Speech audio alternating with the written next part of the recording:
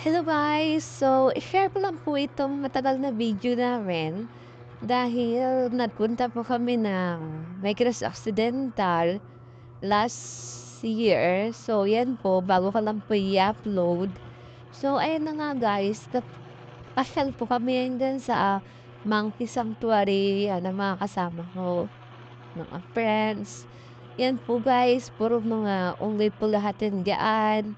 Tsaka maganda po yung place nila kasi overlooking pinakatuktok po talaga sila ng bundok.